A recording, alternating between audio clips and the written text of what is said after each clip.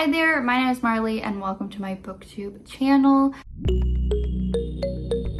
Today I'm going to be doing the mid-year book freakout tag, which if you don't know, it's a really popular tag here on booktube. Pretty much everyone does it about halfway through the year, and it's kind of like a little check-in to see how your reading's been going, your favorite books, your least favorite books so far, your plans for the rest of the year, that kind of thing. And I have actually done this a few other times before. I think this is my 4th time doing it. So that's pretty exciting. I'll, maybe link my other ones down below if you want to see that. But before we get into the questions, I was thinking of doing a little stat check-in. I always do my monthly stats in my wrap-ups, but I thought it'd be interesting to see the stats kind of all put together for the first 6 months of the year. Or not the full 6 months, because I am filming this like partway through June. So around 6 months. Let's see, what do I want to look at here? So total pages read, I have 17,336. And then for books read, I'm at 45,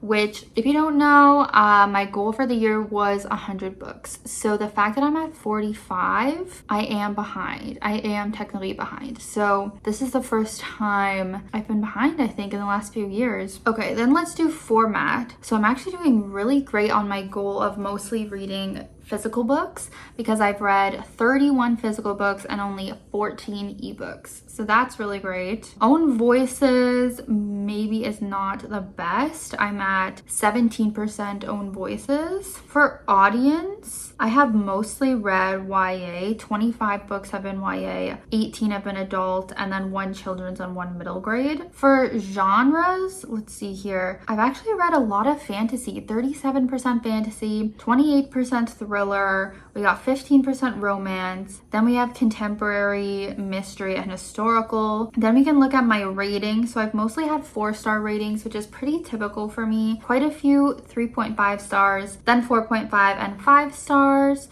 at 7 each, and then 3-star, and then just a few 2s and 2.5s, which is pretty good. I've also been tracking author gender, and this is interesting. I've read 88.9% female authors and only 11.1% male. In terms of if there are new authors to me or repeat authors I've already read, I've actually read 66% repeat authors and only 33% new to me. So that's interesting. So I mostly read from repeat authors. Then in terms of year published, I have mostly read books that came out in 2022 and 2021 and 2023. So this does show I mostly read new books, but I actually have quite a few backlisted books here too that are just kind of spread out amongst all the years. Okay, let's just get into the questions now. So the first question is, what's the best book you've read so far in 2023? I have a couple that I wanted to mention. So first up, I want to shout out 5 Survive by Holly Jackson. This was definitely one of my favorite books I read so far this year, and just shows that Holly Jackson continues to be one of my favorite authors. This is a YA thriller and kind of survival story about this group of friends that is going camping in this RV, and then all of a sudden this shooter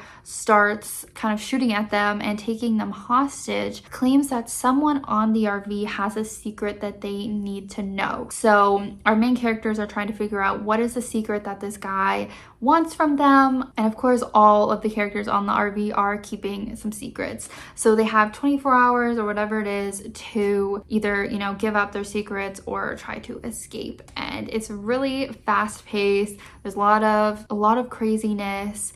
I would say maybe people wouldn't like it if they don't like books to be like too chaotic, because this was very chaotic, but great to me. Another book I really love that I just read recently was Cemetery Boys. This was another 5-star. This is again YA, but this is actually fantasy and deals with the Brujex community. So our main character Yadriel is a Brujo, or he wants to be. He is a trans boy. So his community and his family has a really hard time accepting him as a Brujo because he's trans, and so he's trying to prove himself to his family and ends up kind of mistakenly summoning this ghost of this boy named Julian who recently died, and he was in his class. They have a little mystery to solve of like who killed Julian and what's going on, and through that they also fall in love, and it just was so funny, So cute. I love the characters. So this was a really great one. I'm glad I finally got to it because it's been out for a few years now. And one I can't physically hold up because I am currently lending it out still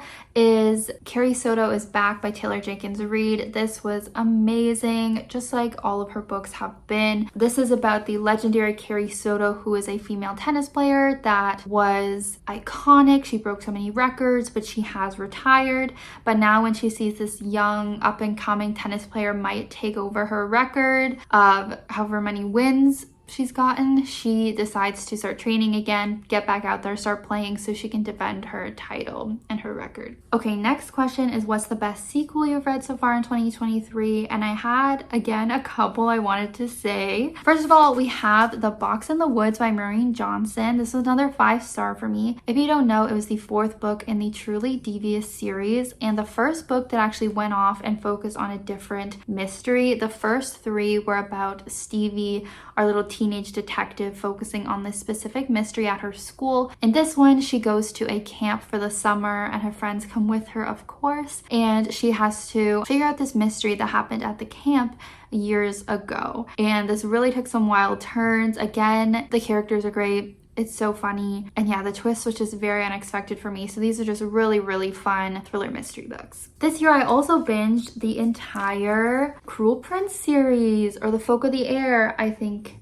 the series is called, by Holly Black. And my favorite book of the series was actually the second one. So that's a sequel. But I absolutely loved this series. They weren't perfect for me. I don't think I gave them 5 stars, but they're so fun. And I think they're a pretty unique YA fantasy series as well. We're dealing with Jude, who is a human, but she lives in the fairy world because she was kidnapped and has lived there since she was young. So she grew up among these fairies and she's had to become a very strategic, kind of cutthroat to survive in this world. And then we also have Carden, who is the cruel prince, and they have a enemies to lovers kind of bully romance. But yeah, the story just kind of goes off from there, but I found them so entertaining, so bingeable, so I really enjoyed this series too. Next up is new release you haven't read yet but you want to. And I honestly have a bunch, but I'm just gonna list off a few. So the first one is How to Sell a Haunted House by Grady Hendrix. This is obviously a haunted house horror thriller book, and Grady Hendrix is someone that seems to be hit or miss with most people. I really loved The Southern Book Club's Guide to Slaying Vampires by him, and I've heard this one is pretty similar to that vibe. And people I trust, I've heard that it's really, really good, so I want to get to that one ASAP. I also want to read The Love Experiment by Christina Lauren. This, speaking of hit or miss authors, that's definitely Christina Lauren for me. I've really loved some of their books, really hated or disliked. True Love Experiment follows Fizzy, who is a side character in The Soulmate Equation. And I did not like The Soulmate Equation, but I really liked the character Fizzy in that book. I thought she was the best part of it. So now she gets her own love story. And if you don't know, Fizzy is a romance author. So she gets into her own love story. She's like the funny, quirky, kind of best friend character. And I'm just very excited to see her story. The next one is Love Theoretically by Ali Hazelwood. And I'm not gonna lie, I don't know what the plot of this is, but I know it's the universal joke that all of her books are the same. So I'm guessing it's pretty similar to her other ones. But there's a few I'm looking forward to. What is your most anticipated release for the second half of the year? Okay, so those books I just mentioned are ones that are already out. So ones that are not out yet that I'm really excited for is, of course, Ashley Winstead's new thriller, Midnight is the Darkest Hour. Ooh, I love how this description says for fans of Verity. Okay, this description sounds crazy. It seems to have to do with like religion. There's a myth of like vampire figures. A skull is found in the swamp with mysterious symbols. This sounds wild. Okay. Another one I'm really looking forward to is, of course, Cassandra Clare's new book, Sword Catcher. So this is her first adult fantasy book, and it is outside of the Shadowhunter realm. So I'm really, really excited to see what this book is going to deliver. And this description says, a boy lives to protect his prince with his life. A girl is destined to return lost magic to the world. A prince must choose between his heart and his duty. And thrumming beneath it all, the heartbeat of a city unlike any other.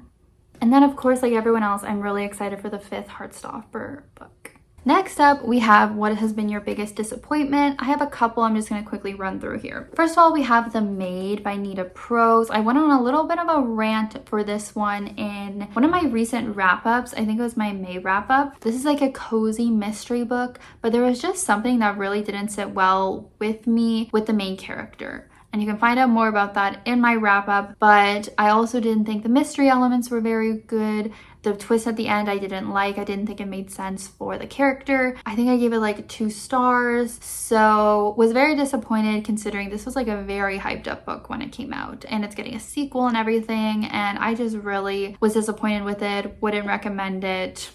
Was glad to be done. Not as dramatic, but I was disappointed with When Night Breaks by Janella Angeles. I just really enjoyed the first book in this series, which was Where Dreams Descend. It's a YA fantasy. It deals with magicians and like had this really cool vibe and darkness to it. It was giving Phantom of the Opera, and this one just had a totally new setting, a totally new vibe and plot. It was, and maybe because it's a duology, we normally get that sort of middle book in trilogies that is maybe a slower like transition into this new place the characters are in and stuff. Maybe because it just went right to the second book, which is the finale, it was just too abrupt. I just like found myself having such a hard time concentrating on it and caring about it. So unfortunately, this was a bit of a disappointment for me. And next up, I would say The Charm Offensive by Alice Cochrane was a bit of a disappointment for me. I still give it 3.5 stars. I still overall would say I liked this book, but just the fact that it was such a hyped up book from so many people, a lot of which who I really trust, and the premise of this book sounded like a great fit for me, but it just didn't totally work for me. I thought it was dragged out too long. I was getting bored. I found it a little bit triggering with the mental health stuff. The romance they got together a little too quick, was a little too cheesy. So those are a few kind of disappointments. Now, what's been the biggest surprise? For that, it's going to be Tell Me What Really Happened by Chelsea Sidoti. This was actually an arc I read in my YA thriller arc vlog. I just kind of signed on to get a bunch of these kind of random YA thriller arcs. I didn't know too much about a lot of them, but this one actually pleasantly surprised me. It was about this group of friends who went camping and one of their friends was missing, and we are seeing all of the friends in their respective police interrogation rooms, and that is how the book is told, is in this sort of interrogation style where we're just hearing from the friends what happened on the weekend from their point of view, leading up to finding out what happened to this missing friend. And I thought it was so funny, so well done, and just kind of a breath of fresh air amongst all these YA thrillers. I feel like it was done a little bit differently. Next up is favorite new author. As we saw in my stats, I have mostly been reading authors that I already have read before, but a new one that I just got to was Elizabeth Acevedo. I read her book, The Poet X. I think I gave this like 4.5 stars. As you can see from these shiny awards, this is an amazing book and she's an amazing writer. As far as I know, most of her books are written like as poetry, which this one is as well. It's about a teenage girl, and basically she's dealing with all of these different issues that a lot of teenage girls deal with. Even though I have a lot of different experiences from the main character, different race, stuff like that, I still found this book so relatable and just so good. And again, it's poetry, like it's so quick, easy to read, and I really look forward to reading more of her backlist. Next up is newest fictional crush. I don't overly get that many fictional crushes, but if I was gonna say one,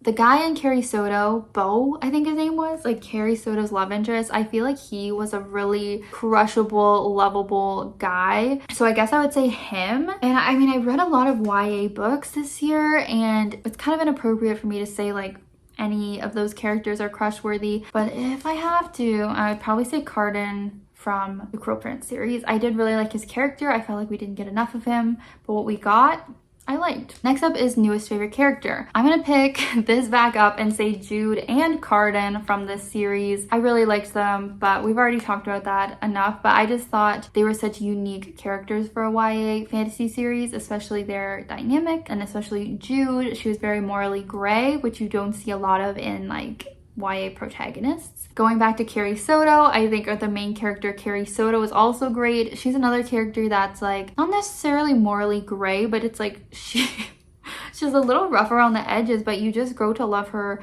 so much and root for her and see how hardworking she is. So I really admired her character and liked reading about her character. And then I didn't have this marked down, but now that I have this book out, Julian from Cemetery Boys was just such a ray of sunshine. And he was like such a little golden retriever, puppy dog type of character. He was so funny, so lovable. So I would say his character as well. Sorry if this is blinding.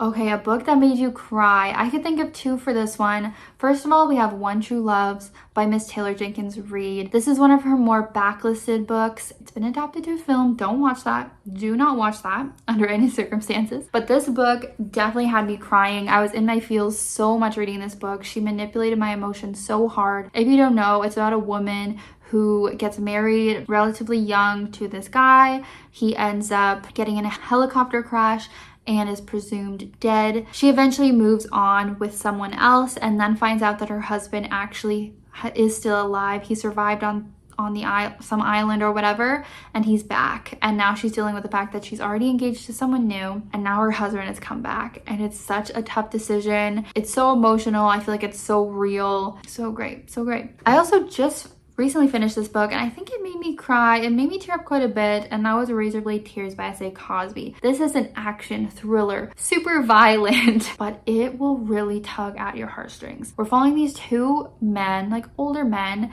both ex-cons, and their sons have both recently been murdered. Their sons were gay men that were married. And in life, both of these men were homophobic, were not accepting of their sons, but now that their sons have been murdered, they want to get justice. And through this whole journey, they end up coming to like accept gay people and trying to rectify their mistakes. And they also have a really beautiful relationship that they get together, friendship. But yeah, so this one did so many things. And it did, I believe, make me have some tears. Now a book that made you happy. I'm gonna go with the obvious here, and that's Happy Place. Maybe just because it's in the title, but when I saw this question, I'm like, this book did make me happy. I've said it before, Emily Henry is one of my favorite romance authors. This definitely deals with sad things as well, but I feel like there's enough kind of uplifting, happy stuff in this too that I can say it made me happy. It had relatable characters, which I always love. It had a cute romance, and it had some great friendships. And Emily Henry is funny. Like, she's a funny writer. So definitely some good jokes, some good banter in here. You guys know the plot. Okay. Another book that made me happy to read, it's a really short one, but Killjoy by Holly Jackson. I would recommend if you've read the Good Girls Guide to Murder series. This is a really short novella about Pip before the events of A Good Girl's Guide to Murder, where she goes to a murder mystery party with her friends. So it's just a really fun setup. As I said, super quick to read, 100 pages, but it was a fun time, and I was glad to get back into the world of A Good Girl's Guide to Murder, back with Pip. And it is a little bit of a creepy time too, but that's fun. Next up is the most beautiful book you've bought so far this year. I think that might have to be The King of Elfane by Holly Black. So I have not read this book yet, but when I read the Cruel Prince series, the Folk of the Air series, I did buy her other books that are associated with the series. So this is like a little short story collection about Cardan, who we know I love from previous questions. But yeah, I think the cover is really pretty, and then I know that throughout the book there are a lot of like illustrations and stuff. Let's see, that one's not necessarily like that interesting, but there's a bunch of illustrations throughout, so I think reading this is gonna be a beautiful experience. And last question is, what books do you need to read by the end of the year? A lot. That's the answer.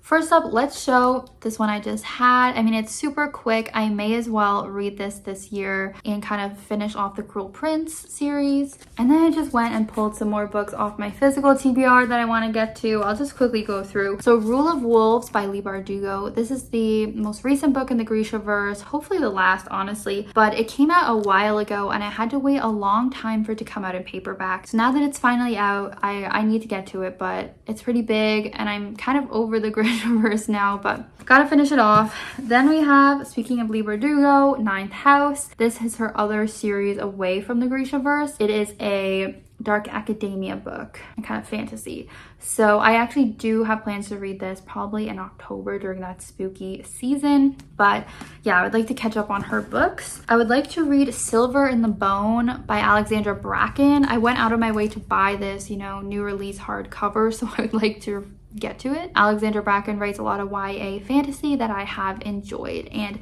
this one deals with like King Arthur mythology, which I love, so hope to get to this one. And finally, we also have Still in Air by Holly Black. As I said, I also bought this one when I was really into this series, and it is a sequel series to The Folk of the Air, and it's following Jude's brother apparently. So would like to read this before I totally forget what happened in The Folk of the Air.